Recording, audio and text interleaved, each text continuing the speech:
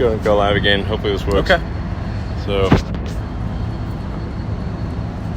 we're back live. So I uploaded like a 15-minute video, but I think the cell connection here is not super good. Would be helpful to have some Starlink perhaps. Yes, there you go. But Deal. I'll be uploading the 15-minute video as soon as I get a good connection, and hopefully this live stream is working reasonably well. All right, well, let's just continue. Sorry for the delay. Yeah, no, that's okay. Let's continue. Over here is the Border Patrol. And you'll see, I mean, right here under the bridge, you're seeing hundreds of people getting processed, and this is every single day. And they'll go to another soft-sided facility that has thousands of people. Right now, it's over 5,000 people. And so over here to the right, literally under a bridge, a lot of trade happens here in the city. Okay. So it's just sort of like that's the bridge, and there's like people getting processed, and then they come across on those trains over there. Yeah, exactly. It's like an initial intake spot, and then they'll send them through, but it's nonstop all day long. And you notice all the Border Patrol agents, the number one thing the Border Patrol agents ask of me is to get back out in the field. They don't want to be here processing people. They want to be catching bad actors. And they're not, you've got dozens of them here. And this is probably the biggest issue. If we can do that, then we keep America safe from fentanyl and opioids and some of these things that are killing all Americans. Okay, just to go over some of the numbers that we talked about in the video that I'll upload later. There's roughly, and correct me if I'm wrong, about 2.5 million processed illegals per year. And then it's somewhat debatable how many are sort of unprocessed, but maybe it's like in total, maybe 4 or 5 million illegal immigrants per year. This number is also has reached all-time highs. All-time highs, and it's continuing to increase. Yes. And nothing, as far as you know, is being done about it at the federal level? Nothing. Simple things, common sense things that we can enact can make a difference today. Simple things like raising the level of credible fear. Many people are seeking asylum are not going to qualify for asylum. Yeah, move to where you can get a better. Yes. I don't know. We can maybe like this way. I don't know. Sure. Yeah. Okay. Yeah. So right now, last month there was over 200,000 people that came over illegally. So that is, that's in the millions. You multiply that times 12. Here you are, 2.5 million people coming over. Most of the people that are seeking asylum are not going to qualify for asylum. 9 out of 10 actually are not. So one of the things that we can do is we can raise the asylum criteria. Now an important point is that although, as you're saying, like basically 90% do not qualify for asylum. Of the 90% that do not qualify for asylum, how many are sent back to the country of origin? 0. I mean, here in this Del Rio sector, in Del Rio sector alone, you have 2,500 people coming over illegally a day, and 0 sending back. 0. Not even like a 10. Not even nothing. 0. Nothing. So what kind of signal does that send the rest of the world? Sure. This is where you need to come, and you're not going to be sent back. Okay, so there's basically no repercussions. No repercussions. That's the number one thing that this administration has to do. There has to be some repercussions. Now it's due process. Make sure that people get their day in court. That I've been advocating that one person that does qualify for asylum, we need to make sure that they don't get sent back to certain death or anything like that. But the 9 out of 10 that don't, I mean, there has to be repercussions. And once you do that, Elon, this goes away. It went away for Trump, it went away for Obama, it went away for Bush, it went away for Clinton, and they're not willing to do that, and I don't understand why. Well, when you reached out to the White House, what's their response? Their response is it is a political problem. It is not what does that mean? They think it's just, the Republicans are blaming the Democrats. Democrats are blaming the Republicans. And they think it's not real or something? It's not real. It's a political problem. Honestly, what's working the most is these mayors from these cities. They're all many times Democrat mayors. Mayor of New York, in fact. Mayor of New York, the governor of New York as well. The governor of New York, exactly. El Paso, the mayor of El Paso. These places, anything that this crisis. It's not a partisan issue, is what it's not. It's not. It's a policy issue. Yeah. It's a policy issue, and we can be humane, and we can be all these things, and we can protect those that qualify for asylum, but we also need to have repercussions for people that don't. Sure, exactly. And I mean, we're in this absurd situation where the vast majority of people are not in fact asylum seekers.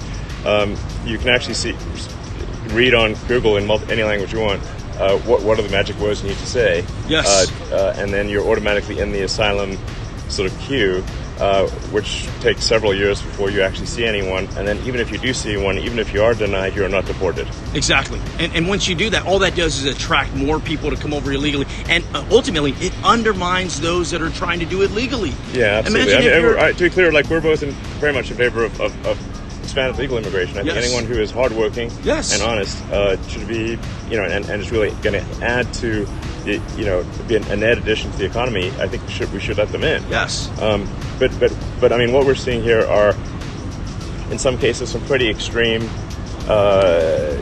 individuals coming through. Sure. Obviously, not suggesting everyone is like this, but you're talking about, a guy who came through who had face tattoos, including tears. Yes.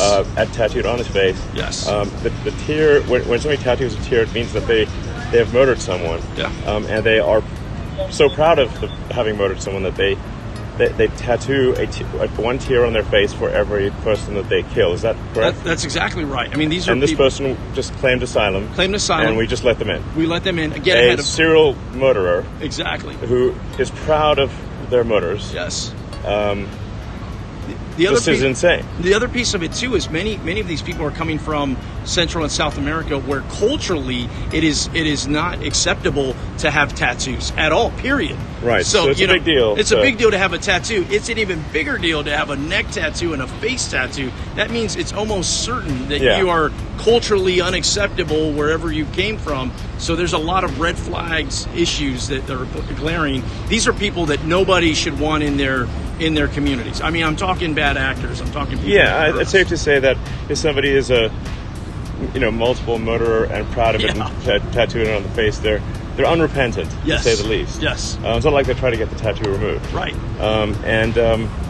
The most likely, if they were murdering people somewhere else and proud of it, they will continue in that tradition. That's exactly right. Yeah. I was in West Texas, 300 miles from the border in my district, and there was a sheriff that told me a story where two folks had come over illegally from Cuba, and they were working in the oil and gas industry. They're making money, and they were going to go buy a truck and basically start a company of their own.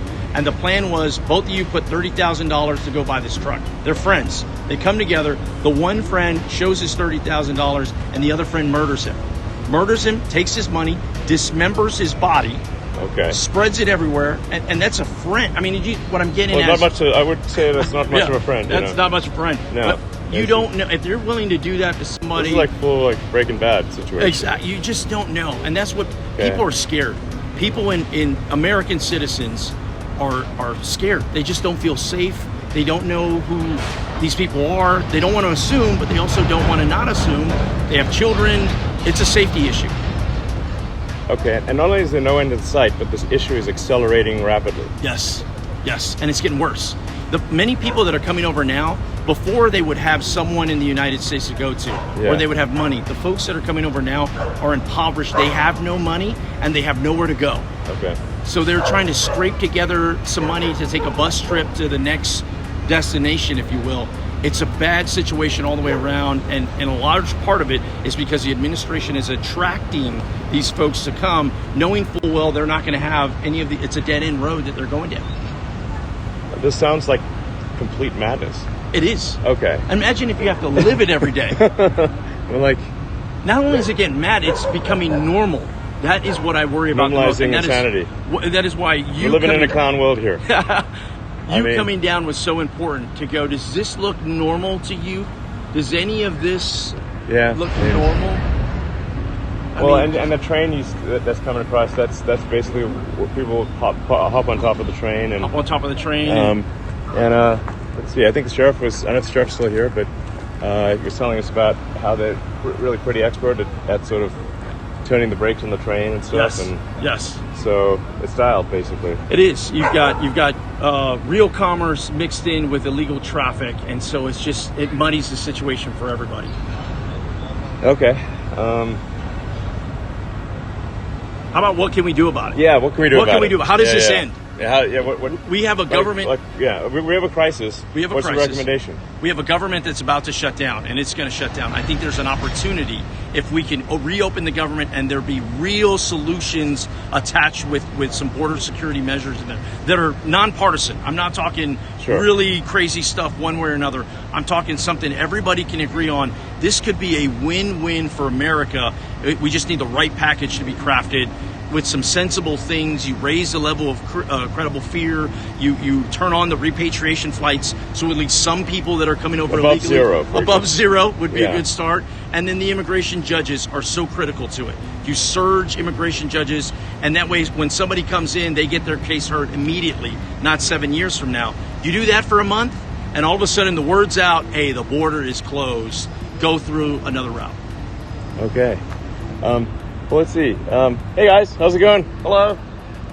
Hey. So I don't know if it's just obviously busy, so I don't know if they're still here or anything, or they have to go. Yeah. They have to take off. Oh, shoot. Okay. Well, I think I got them on recording. Yeah. So, all right. Well, what else do you think we should do? How about some Border Patrol agents? Okay, sure. These are federal, because that was from the county sent. Hey guys, I don't know if are you cool being on camera at all? Oh, we're not. Yeah. Oh, you're not allowed to be on camera. Okay, don't worry about it. Sure. The camera's pointed at me, so don't worry about it. Thank you. Thank you. So, all right. This is the part where a lot of folks are frustrated because they want to be working. Sure. I mean, they're law enforcement officers that want to be enforcing our laws, and they're not able to. Okay.